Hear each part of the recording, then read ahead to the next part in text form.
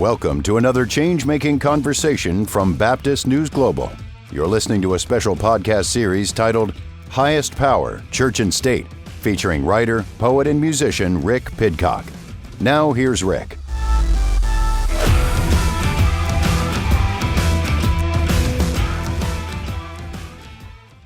What's happening in Minnesota right now defies belief. News reports simply don't do justice to the level of chaos and disruption and trauma the federal government is raining down upon our communities. They're pulling over people indiscriminately, including U.S. citizens, and demanding to see their papers. And at grocery stores, at bus stops, even at our schools, they're breaking windows, dragging pregnant women down the street, just plain grabbing Minnesotans and shoving them into unmarked vans, kidnapping innocent people with no warning and no due process. Let's be very, very clear. This long ago stopped being a matter of immigration enforcement. Instead, it's a campaign of organized brutality against the people of Minnesota by our own federal government. This week, he went online to promise that, quote, the day of retribution and reckoning is coming. That's a direct threat against the people of this state, who dared to vote against him 3 times, and who continue to stand up for freedom with courage and empathy and profound grace. These were the words of Minnesota Governor Tim Walz about the violence the Trump administration is raining down on their city. Over the past couple weeks, much of our coverage has focused on the reckless violence of ICE, specifically in Minneapolis. In episode 90, I interviewed Pastor Martha Bardwell about the murder of Renee Good, and Bardwell had some thoughts on how her understanding of the gospel affects her posture toward her neighbors during this time. White Christian nationalism is such a distortion and corruption of our faith. It's really incumbent upon me and other white Christian leaders to be really clear about what the gospel actually calls for and demands. And that is loving God and loving our neighbors as ourselves. It is working for justice and peace. It is serving all people following the example of Jesus. I mean, we've seen throughout history attempts by empire to co-opt the Christian faith and to use it to their own ends. And we see that right now in this reign of terror on our streets. It's our responsibility to provide a different witness. She calls for a different witness than the reign of terror that is happening on their streets right now. I also covered the Minnesota Clergy Rally for Justice in a news piece where I shared the words of 6 different Minnesota clergy members who spoke out against how ICE is harming their neighbors. But unfortunately, Martha Bardwell and the other clergy I mentioned in the piece aren't the only Minnesota clergy speaking out. Andy Naselli, who is the pastor of Christ the King Church in Stillwater, Minnesota, and is a professor at John Piper's Bethlehem Seminary, prayed during their Sunday service not for God to protect the terrified people of Minneapolis, but for God to protect ICE from the violent people of Minneapolis. He described the ICE officials as brave and honorable while calling Minnesota Governor Tim Walz and Minneapolis Mayor Jacob Frey wicked, and accused them of inciting lawbreaking. He went on to quote Psalm 58, asking God to break Walz and Frey's teeth, to tear out their fangs, to make them vanish, to cause them to fail, to melt away like a slug, and to become like stillborn children. One reader responded and said, ironically, Psalm 58 is a prayer and rebuke for bad leaders. They said that this is a psalm to comfort oppressed peoples. But what Naselli is doing, and what many people on the right are doing, is they're using the imprecatory psalms in order to justify the government violence against immigrants. It's literally the opposite of the intention of those passages. Why would a people group in the Bible who were on the underside of empire be utilizing imprecatory psalms to condemn immigrants? It would make no sense. It's their way of calling for liberation from the empire. But Naselli's prayer was published by the Center for Baptist Leadership, and a lot of people were resonating with it and sharing it. So I decided to respond in a piece this week titled, Calvinist Pastor Prays for God to Smite the People of Minneapolis. There's so much going on in Minneapolis that we need to draw attention to and name. But while ICE is kidnapping and killing people in Minneapolis, what are they preparing behind the scenes? What are they building and working on elsewhere, while all our attention is in Minneapolis? Earlier this year in April, the acting ICE director, Todd Lyons, said, quote, we need to get better at treating this like a business, like Amazon Prime, but with human beings, unquote. Of course, many of us were horrified by his words at the time, Because these are people's lives we're talking about. These are human beings. They aren't boxes and bags. But as it turns out, ICE has been planning to do just that. We all remember when Alligator Alcatraz first came on the scene. I covered this in episodes 36 and 40 of Highest Power Church and State. But while the Trump administration has been using ICE to target cities run by Democrats while declaring his pursuit of justice as retribution, his administration has also been spending time and money behind the scenes purchasing warehouses in order to treat this more like a business, like Amazon Prime, but with human beings. Mara Richards Bim has reported on this for Baptist News Global in 2 pieces recently titled Trump Preparing to Warehouse Immigrants Like Cargo and Update on Proposed Human Warehouse in Texas. Given her coverage and firsthand experience of these places, I wanted to hear what she's found. So I sat down with her for today's episode to discuss how the Trump administration is planning to use warehouses to treat our neighbors like they're boxes and bags to be trafficked and shipped. You mentioned in your first piece that a group of Dallas clergy have been holding constant vigil at the Dallas ICE field office over the last several weeks. What does that look like, and what have you observed there? So it's actually, we have been doing a prayer vigil weekly since May. And then about 15 weeks ago, we started, keeping constant vigil there from about 6:30 in the morning until about 3 in the afternoon, when people are coming for appointments at ICE, for check-in appointments. And so we see all kinds of things. We see families come following the rules like they're supposed to. Someone has an appointment and doesn't come out. And then we are there to comfort and care for the family, help get them home. You know, sometimes the person who walked in had the car keys, right? And so as clergy, we have interfaced with ICE to try and navigate getting things like car keys. Other times people have walked in, again, just for an appointment, and they require medication. So we, and they didn't have that on their person. So we've helped deliver medication and such to the ICE officers there. It's definitely changed over the course of 15 weeks. And I'm assuming we'll get to this later, but we know that there is a human warehouse that's going to open up here in Hutchins, Texas, which is Dallas County. And we also know that they've been training a lot of new ICE agents. So whereas 15 weeks ago, a lot of the agents we encountered were polite, and certainly not aggressive, that's changed. And so we're really encountering just some really hateful, mean, aggressive folks. Yeah, interesting. You mentioned you had a source within the building that was sharing some of their plans. Like what have they been working on? I know you mentioned the warehouses they've been going on. So the Washington Post came out with the story on Christmas Eve, and that was the first, anyone, as far as I can tell, had heard of it, sort of in the general public. And that story articulates that there are 7 warehouses across the country, and then a bunch of smaller ones. And the 7 large ones are supposed to hold 80,000 people. So we know from our person inside that, yes, that is in process here in Hutchins, Texas. They've actually been looking at facilities. And that's the extent of what we know from that source.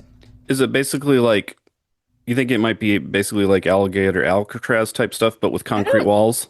I don't know enough about Alligator Alcatraz to weigh in on that, but we know in the first Trump administration they did things like convert old warehouses for Walmart and things, and so they would bring in these sort of metal caging things to isolate pods of people. They had mats on the floors. They had the Mylar blankets. So we know they did that in the first Trump term. So, I assume it will be something like that, but on a much grander scale. 9,500 people, so is a lot of people. Yeah. What are some of the hardships immigrants might face in these warehouses? Oh my gosh. Well, I mean, first of all, the town that and it's not just this town. When you read about what's happening in these 7 small towns in America where these facilities are supposed to be happening, they're small towns. And so those small towns, the town of Hutchins has under 6,000 people. And so you're talking about bringing in 150% of that. And then the sewage, the water, the plumbing, none of that infrastructure is going to be able to take that load. So you're talking about a town that just doesn't have the infrastructure or the capacity to take on that many people that quickly. So there's that. We also know from the first Trump term, when people were crammed in small spaces like that, communicable diseases got spread really quickly, like measles and things like that. And also, I think it's important to note that where we believe this warehouse is, it's supposed to be like 1 million square feet. Okay. It sits on 64 acres. Right next to it is a state prison, and it sits on 70 acres. The prison has a max capacity of like 2,300 people. So it's on a larger footprint than this property. And again, only 2,400 people versus 9,500.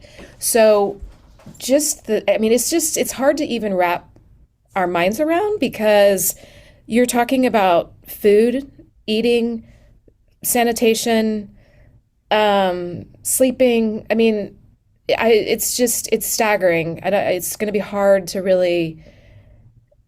I think it will be insufferable for people, and I think that's the point. I mean, this administration is really trying to get people to self-deport, right? Let's make it so awful that they will just choose to leave, even people who have a valid claim to be in this country. Mm-hmm. And you also mentioned like how these places are in very remote places, Yeah. which it's like, especially when you're seeing them not allow Congress people in for accountability, like there's going to be so many issues there with the lack of accountability too. 100%. Yeah. I mean, and I think that's the point, right? They're picking small towns, small police forces, not a lot of eyes to see what's happening. Where this one is in Hutchins, or where it's going to be, it takes some effort to get there because it is not, downtown Dallas. So yeah, it's very, I think, intentional to do something like this outside of the public's eye, and to make it challenging for representatives to get access. Do you know much about how the local citizens are responding to the news? So I know that, so they also were caught off guard, right? So the Hutchins mayor has issued a statement saying that they don't want this in their community. It seems like there may be some, and we see this in communities, the 7 communities across the country that are supposed to be the sites for this. You have some people who want to come out screaming and fighting it. You have some people who just can't envision that it's actually going to happen, and so they don't want to, maybe if they just bury their head in the sand, it won't, it'll go away, it won't really happen. You've got others who are trying to work back channels to sort of make it not happen, so it's not just Hutchins that is experiencing, I think, all of that, but we see it in the other small towns across the country. People are just still trying to wrap their heads around it and figure out a strategy. And so, yeah, I mean, that's all I can say, I guess. It's interesting that you noted the prayer vigils that you guys are doing, because like Martha Bardwell, I interviewed recently in Minnesota, they're doing some prayer and some worship vigils in Minnesota. And like in working on my book this last year about how white evangelical worship forms the soundtrack of extremism, one of the things that stood out to me was how there are a number of places like this where white evangelicals are doing 24/7 worship services for like power and glory and, God taking dominion over the cities and stuff. And so just like it's interesting to see the contrast between the different ways you guys are utilizing prayer and the way they're utilizing prayer. So, like as a Christian minister, why do you think so many Christians are supportive of these violent policies? And then how does your understanding of the gospel affect your posture toward these policies? Yeah, I mean, I think that this schism in Christianity was a long time coming. It was a calculated move by a lot of people, some of whom had fundamentalist Christian leanings, and others who saw fundamentalist Christians as a tool for political ends. So, and that's really what Christian nationalism, that's where we get it, right? This, it's an ideology, it's not a religion, and it's right wing, and it's, dressed up in the language and imagery of Christianity. So I think after the civil rights movement, progressive Christians ceded the public square to fundamentalist voices in a way that was really unhelpful. And they dominated the public square. And so over the last, 50 years, the loudest voices have been the most extreme on the far right and in Christian spaces, right? And that affected theology. That affected how people read the Bible in those spaces. And so, yeah, here we are today. And I do think we are starting to see mainline Protestant denominations and progressive Christians step back into that public square in a way that is long overdue. And I just saw something recently that I think it was in Texas that, the number of faith leaders that are running for elected office, progressive faith leaders running for elected office in the coming year. So I think that we have our work cut out for us. And as far as how I read the Bible, I mean, I read everything through the lens of Jesus. So, and I really look to emulate the way he lived his life. And, that includes caring for our neighbors. That includes tending to the needs of the marginalized. It's also nonviolent. So it's really hard for me to look at and listen to the rhetoric of those who use the Bible for violent ends. It's really hard for me to understand it from their perspective, to read the Bible that way. I mean, and it's sad. I mean, it's bad theology that got them there. Well, I know it's a tricky time to cover these stories because there's so much that's happening, like with the smoke and the pepper balls and all the, the killings and everything like that's so dramatic in our face. But then there's also like the things that are going on in the background, the quiet building of warehouses and stuff. And so I think it's important for us to cover what they're doing, the violence that they're committing, but it's also important for us to like pay attention to what's going on behind the scenes too and what they're building for the long term. And so I appreciate you, your reporting in that and you coming on to share your perspectives with us on that. Yeah, of course. Thank you for having me. That's all for today.